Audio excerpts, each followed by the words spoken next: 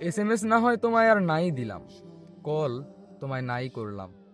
হয়তো তোমায় আর বিরক্ত করব না, হয়তো এরপর থেকে তোমার খোঁজ খবর নিব না।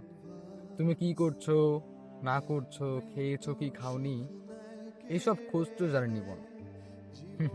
এবার তোমায় আমি মুক্ত করে দিব। তুমি একটু ঘুরে দেখো, পুরো পৃথিবীর আনাচে কানাচে সব জায়গায় ঘুরে দেখো।